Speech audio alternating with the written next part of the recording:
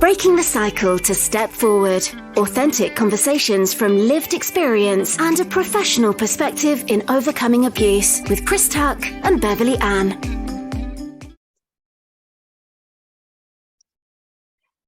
Hello and welcome to Breaking the Cycle to Step Forward, podcast number 32.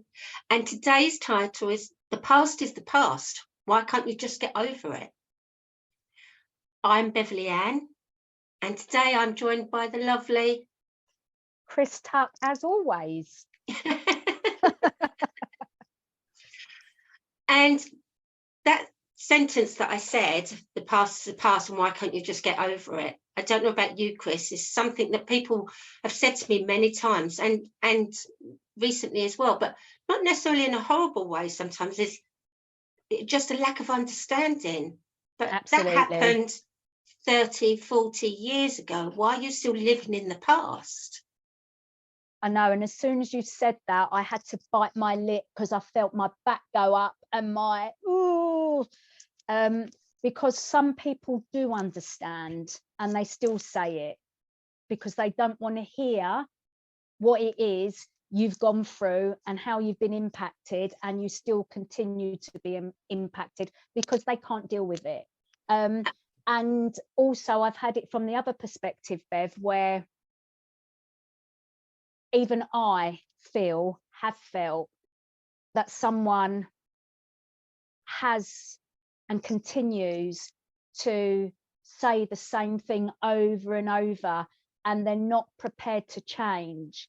Even though you've had conversations, even though you've offered support and you've offered help, you've offered to refer them on, you've offered as much as you can give, and there's nothing else to give. And that's when I check out personally, because it's like, yes, we understand that the impact of what you've gone through may still be with you, or you might have triggers, you might have flare-ups, whatever you want to, words you want to use to describe what it is you're going through.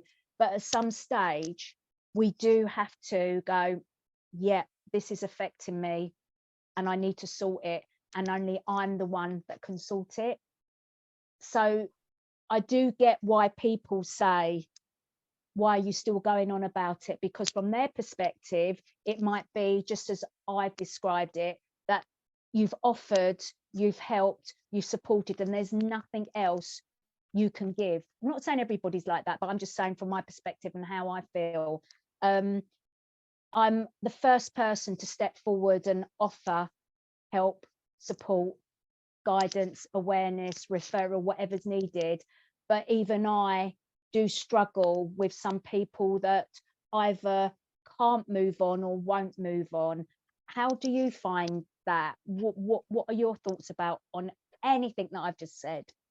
Oh, well, absolutely. I really hear you. And that's a big part of why we do these podcasts. And we were talking about that before we recorded this session. What's our objective? And our objective is to raise awareness for survivors and those around them, but also to give back and share insights to enable knowledge. Because when we have some knowledge, we can then start to think, how can I change it? And often when we want to change things, that's not enough because the fear kicks in. And this is the bit that I love talking about, because we often talk about mental health. So it's all in your head. And I like to describe that as mental health, mental wellness, even mental illness, is that we're describing an area that we feel it. So it's all in, we've got thoughts going through our minds, we've got foggy brain, we've got migraines, and we can't think clear. However, it's not, it's mental, but I like to say neurological, because it's the brain messages that are being received, and the brain is trying to find a way to keep us safe. And it's when the brain receives a message from a vagus nerve that something's not right, as we know, it goes into an alarm phase, and then our left-hand part of the brain reacts. And that's when we get the triggers and the physical responses, as we've spoken about before. But what we're trying to do when people say, but I can only think of the negative, what we're doing is reinforcing, we're finding the evidence to keep our body in that place of fear, of survival mode. And what we're looking to do, and it's not always easy, and that's the bit people find challenging, it's like we're going to look at some of these emotions that we've not wanted to feel, and we're going to change the message and really open up the right hand side of our brain. And when we're able to do that, one of the tactics that I personally like to use, and I use this a lot professionally, is looking at where we are today and then thinking of ourselves in a third person. So I know you always laugh, I call it, we've spoken about note sticks in that, but when I use post-sticks, etc., I'm thinking of myself in a third person. So it may be my younger self who's upset. Okay, that's where the memory has come from. Now, I'm not looking to go back to the experience and open that experience, but I do want to sometimes go back and think, how did I cope? How did I feel? Was I not heard? Was I upset? And what can I do today so I can put that memory to rest and put something else in place? So how can I reframe it? Because what we're trying to do is look at the memory from a different way. So it doesn't take away the experience, but it changes that message. And hopefully the longer term response is to enable that memory to be given a beginning, be given a middle, be given an end. So that you can file it away, process it and move on. So you're not in that negative loop or that negative cycle.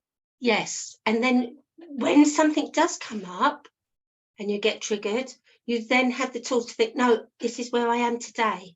That happened then, because they're never going to stop. And we're not saying that all of this is going to stop, but when we have the tools, we can think, okay, that happened then, I'm here today. And how I do that is I touch something, I look at something, I hear something, and really bring myself into the moment. Now that's going into quite a detail, but I think it's important, especially for our listeners, because when I first said about the past is in the past and why can't you just get over it, there'll probably be quite a few people that were triggered in hearing that and reacted to it. I've often been the other way. I'm not saying I've never reacted in anger, but I've often tried to take a deep breath, calm myself down, and then respond. So asking them, so when you grew up, what was it like for you growing up? Have you ever sat round a dinner table with the family to have a nice meal and somebody's banged the table and it's made you jump and you couldn't eat?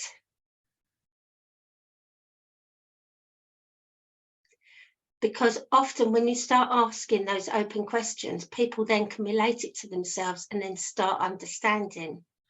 Oh yeah, I still don't like it when someone bangs the table today.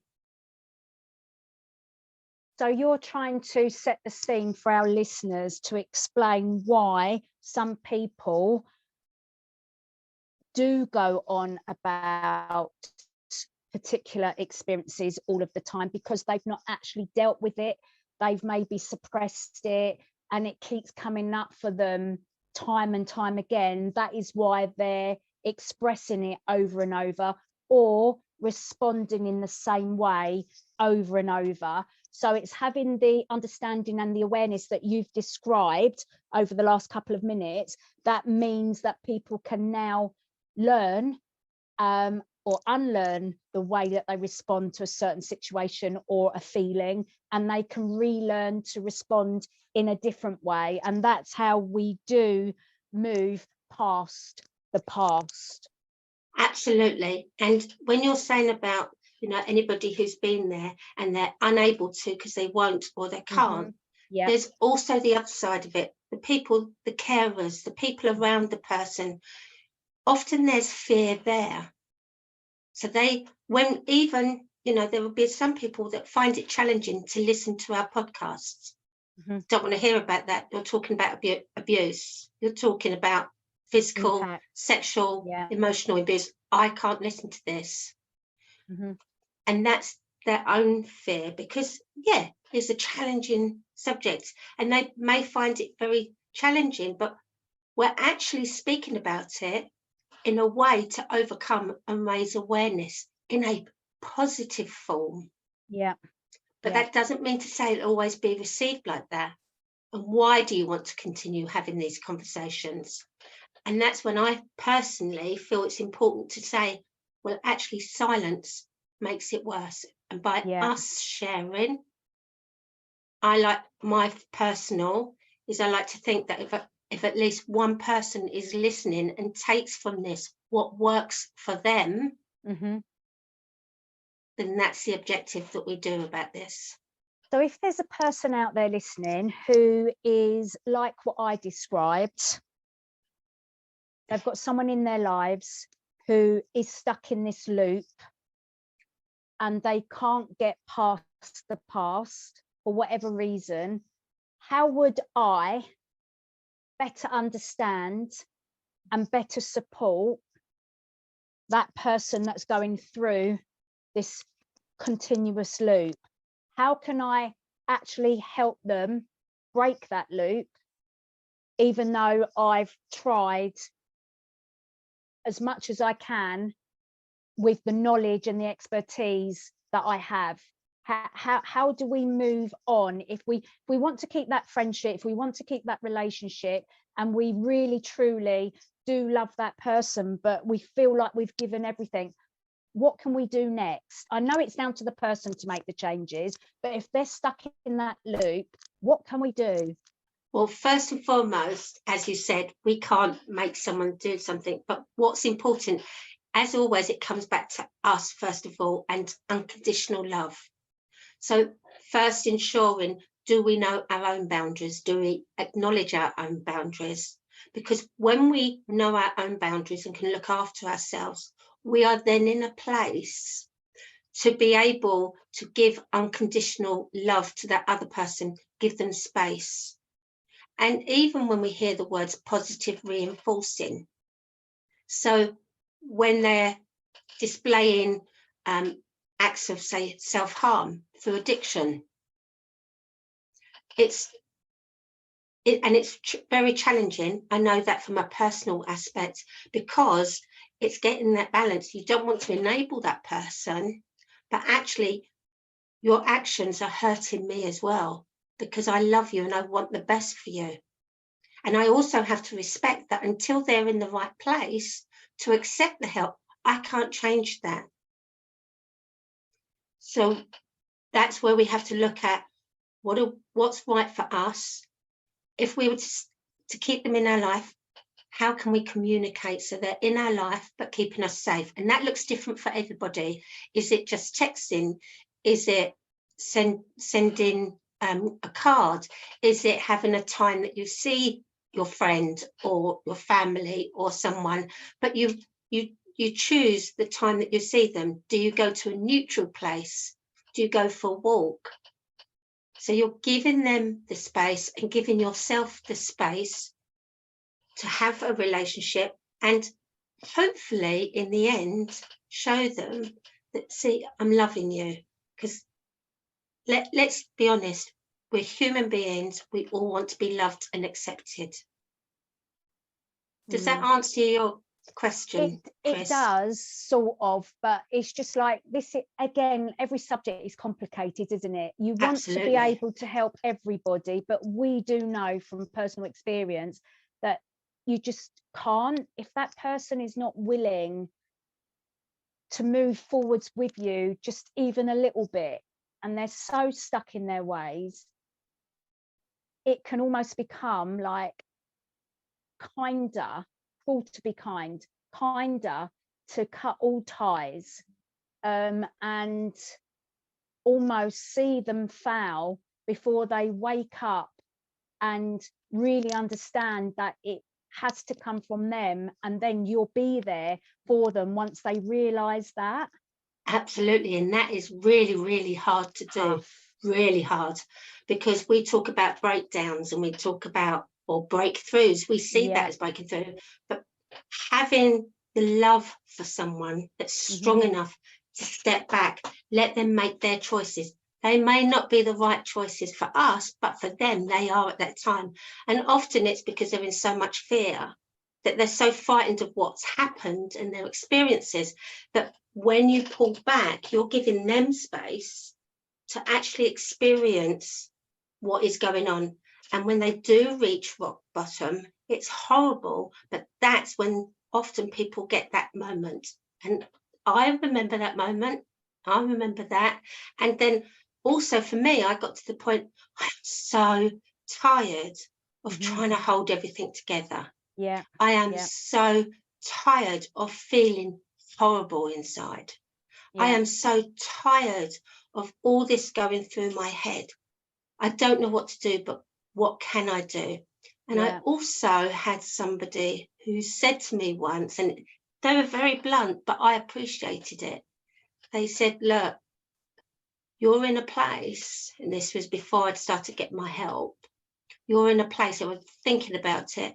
And she said, it's going round and round and round in your head. But what you're doing is continuing, and this is going to be hard for some people to hear. You're continuing the abuse from your dad in the way that you look after yourself. And I was quite shocked at first. And I won't say that again. Sorry, I just had an interruption. That's okay. They said you're continuing the abuse and the hold your dad holds over you by the way you're looking after yourself. That is hard to hear, isn't it? Wow. It was really hard. And I won't lie, I was speechless. And I walked away from that person. No, I walked away from that person, and I really had to think about it. But they also said, I'm saying this with love. Right. And it was only through working with someone, because I did agree, but I didn't know how I was. And then I realized, and we often do this, for instance, when we say, I wasn't heard as a child, but then I realized I wasn't hearing myself. What made you realize that? Well, I was doing it because I was working with somebody as well. Right. So I looked at all the things that I wanted. I wanted to be heard. I wanted someone to ask me how I was, and I wasn't asking myself how I was. Oh, okay. I get that now. Yeah. I wanted to be respected, but I wasn't respecting myself. Right. So, and that's how sometimes we continue it. And I know that's really hard for anyone listening, and that's why I'm sharing it from my own experience. But I sometimes think, Beverly, like, we've had this experience, haven't we? We know this insight, but some people might be hearing this for the first time, and it's almost like we're putting blame on them, and we're sort of like, that's what it comes across. It can be heard like that. Absolutely. When someone said to me, similar to you, that you're responsible for your past, and I'm like, what? No, but I misheard them. I misheard what they were saying. You're not responsible for what happened to you, but you are now responsible for how you respond to things. And when I heard it clearly and I understood what it actually meant, then I could work with it. But we've got to hear what's actually being said and not misinterpret it. And we all do that, I think. Oh, communication and words have such different meanings. So, for instance, you're talking about what people say. It's like, we are responsible for what we bring into our life and who we are. And I remember thinking, I'm not responsible for this. However, the one thing I love is how you break down responsibility. You say having the tools, so you have the ability to respond. Yeah. And as soon as I heard that, the first time I heard that, I thought, I get it. Yeah. So now I have the ability to respond in how I choose. So my body may respond in a trigger physically, because that's the messaging it's received. But then I now have the ability to override that and check in with myself, give myself the love, hear myself. What's the matter? Yeah. Yeah. So again, going back to the question, why are you still going on about it?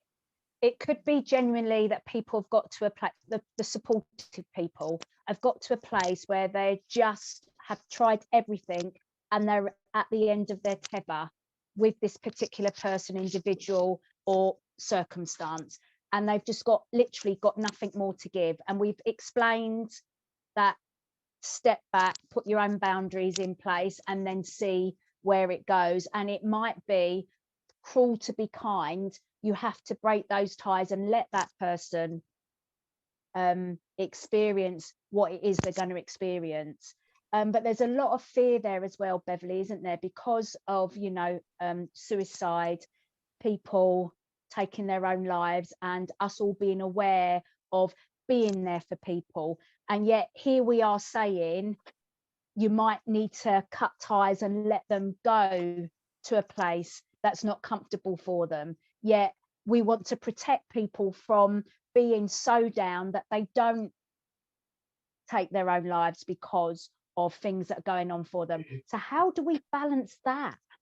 Well, one of the things that we can first do is communicate that, no, I'm going to step back. I can't do this anymore. Actually say it. And there are different ways of saying it. You can step back and send them a message. You can send them a card. You can send a card and say, look, at the moment, I need some space for myself. I'm here in any time's troubles. However, when you're ready, here is some support. So often, and we don't talk about suicide enough, suicide is something I always like to say, that when someone says, I feel suicidal, and even if they don't say the words, you can look at the different signs. It's often saying, I want help, but I don't know how to ask for it. Right. Yeah. So, make sure that person, if you want to give some information to that person, give it on a card. I remember when someone gave me a leaflet years ago, and she wasn't involved in my life all the time. And I've spoken about this before. She gave me a leaflet and I was like, I don't need that, but I kept it. Yeah. I kept it. And when I did need it and when I was ready to accept that help, I used that leaflet. Mm-hmm. Yeah. Yeah. So what we can do is make sure they have information around. Yeah. But we have to be very careful here, because this is about relationships, and we have to be careful about manipulation. Okay. Now that's not saying, because here's another subject and we could go into this longer. Some people say, oh, it's just a cry for help. Absolutely it is. Yeah. Absolutely. If somebody says, I feel suicidal, it is absolutely a cry for help. Yeah. Let's not dismiss that. They want support. They just don't know how to access it.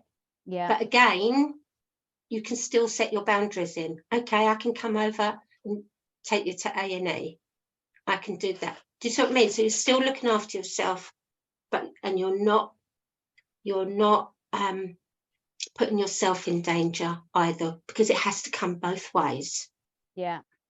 So that's what we're talking about, really, isn't it? Is like understanding what you can give, what your own boundaries are, where you will be impacted because you're no good for yourself, let alone anyone else if you are impacted to a point. But also being there in whatever capacity you can be. But also, if you do understand why people can't sometimes leave the past in the past because they're dealing with their stuff and they're still going on about it, there are some people that genuinely don't understand this because they've not been through anything like this. So maybe it's up to us who are struggling and maybe can't leave a particular something in the past because it's raw and it's coming up day in, day out, to actually say, well, this is why I can't leave it in the past, because it's making me feel so angry and my anger is boiling up in all of these different ways. However it is you know, showing up for you. So maybe you actually communicate that to someone that may not know why it's still coming up for you and why you're still going on about it. You might have to educate them if you're able to. So verbalize, write it down, share it. And then once they know more, then maybe they are in a better place to help and support you, you know? Absolutely. And we said before, the objective of our podcast, what it's for, give them the link, share this. Yep. Yeah. Have you heard this podcast? You know, there'll be other podcasts. There's loads of other podcasts. There's loads of information, you know. So don't be ashamed of how you feel. No. Because you don't know what you don't know, but know that there's information you can look at there. And we say, we only wish we had this information, this trauma-informed information available to us years ago, because it would have made such a difference. Yeah, definitely. But I'm mindful of the time. Yes. Yeah. And I just want to go over a couple of things that you put forward before we started speaking. And there's some really important things, because sometimes we don't realise what we have around us. And one of the questions you put was, what support do you have around you? So I'm going to ask you, Chris, thinking back to when you were in that place of, I need to change things and I don't know how, what support did you first reach out to? I was speaking about this on a vlog that I did this morning, actually, and it for me, I've learnt that education and information is power, and it empowers me. It gives me freedom to understand what's going on for me and what help and support I may be able to tap into. And often the help and support that I've gone after, I've had to save up the money to actually access it. So I've had to make I've almost had to go, right, these are your symptoms, this is how you're feeling, what has caused that, what is the actual cause of all of that, and now what help and support is out there, and what is it you feel you need, and what are the resources you need to go after all of that. And sometimes it's been a life coach, sometimes it's been a business mentor, sometimes it's been actual education that I needed, and sometimes it's literally been someone to listen to me and what's been going on for me. So not an easy one to answer, but for me, it's about finding out what is out there, what is it that I need, and then making a plan of action and go after it. That's what I would say. What about you? And it's really good to hear this, because it's completely different, because I was always, I'm strong, that's back then, I don't cry, I'm proud that I don't cry, I can do this, I can change this, I'm not going to be defined by my past. Absolutely. But then it took me to crisis point where I felt everything was unraveling before I reached out. But I had the information to reach out. So for me, the very first time I reached out to Samaritans. Literally help me. I don't understand what's going on. This is how I feel. And I was at crisis. I was disassociating everywhere. I was literally, it's as if I'd been on some weird drug, my whole body reacting. That was the first time. And then they put me in contact with someone. And then the next time it started to happen, I was like, whoa, and I'd forgotten.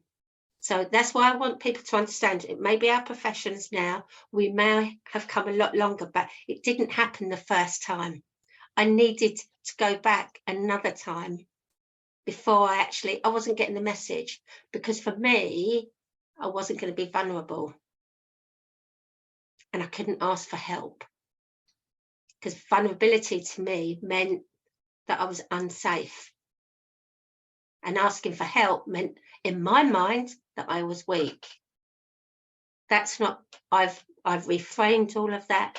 And now, as I've said before, that's probably been my biggest learning in my recovery. And I'm a thriver now. I don't just survive, I thrive.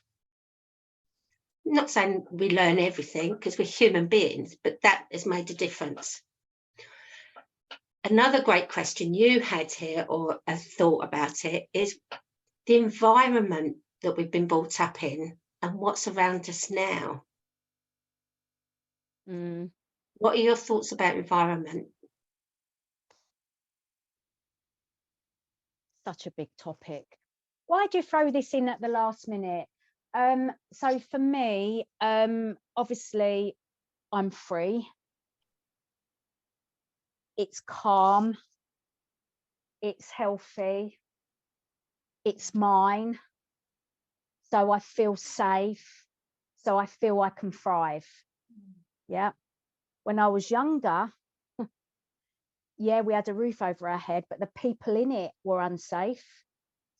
I moved home 7 times, so I never knew security. I never knew stability. I knew a lot of fear, and I knew a lot of violence. So environment is really important for how you feel and how you recover and how you respond to the world around you. So yeah, a massive question. Yeah, and we can go deeper into this. Yeah. I'm just going to share what's important about environment as well, because I have had 2 flashbacks recently, 2 very different occasions.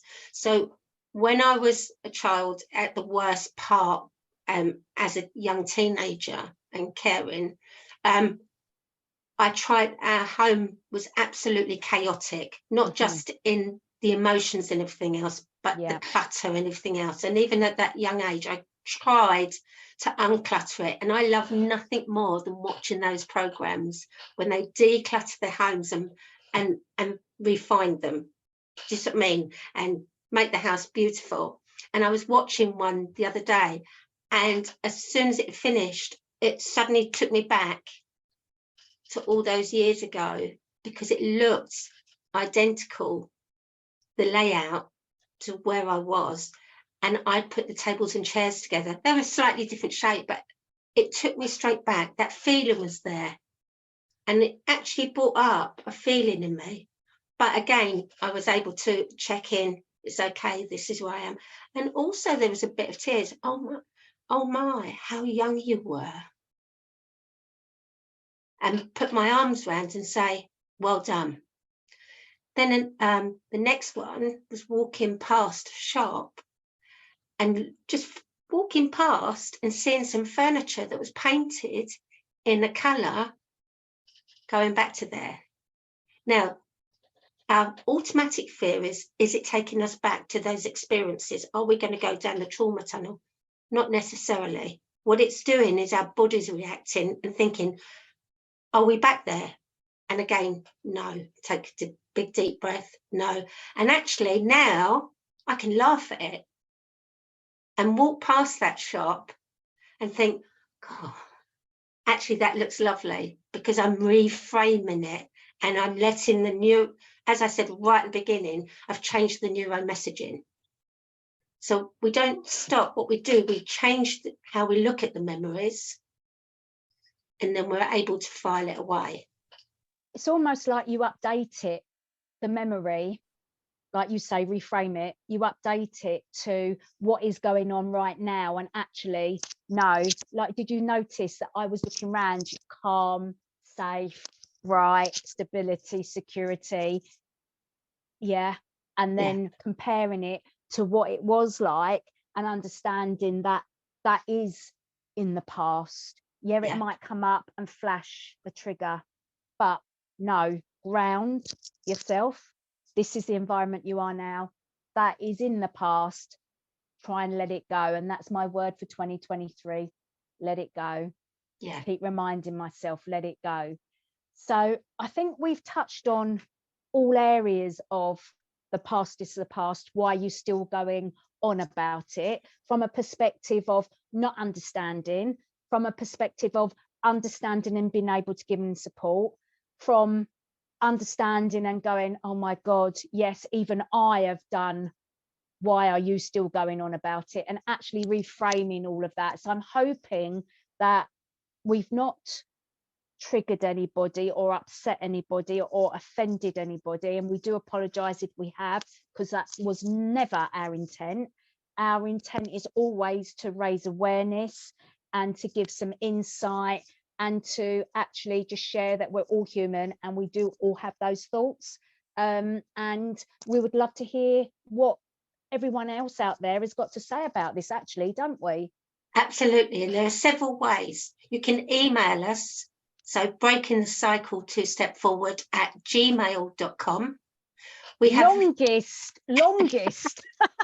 But breaking the cycle Email. 2 step forward, that's the easy part. And then at gmail.com. We also have a Breaking the Cycle 2 step forward Facebook page. And I'm not saying that we're on Facebook all the time. So there's information there, but you can visit it, follow it, and then you can see updates. And we also have an Instagram page as well. But I think the easiest way is if you're listening to this if you're listening to this podcast through Podbean, you can actually click on different tabs and contact us.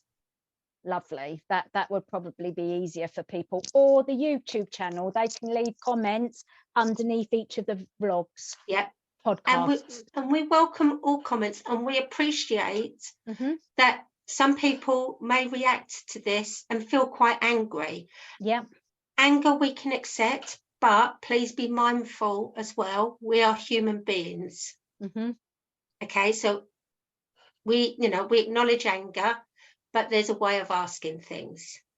Or telling us that we're wrong, or telling us that you disagree with us, but this is what you think. Absolutely. And that's great. Different opinions make the world go round, don't they, Bev? And that's the wonderful thing about being able to have a discussion. And then you can make an informed choice. You're hearing that side, you're hearing another side, and then you can think, I'm going to try this. Fantastic. Yeah, don't agree with us. Tell us why. We'd love to learn and maybe grow from what you have to say to us, and maybe not, and vice versa. That's what this is all about. And I think you've said it perfectly. We've come to the end of this podcast. And thank you very much, Chris. And thank you, Beverly. Thank you, everyone, for listening. And please do get in touch. Until next time. Bye. Bye for now.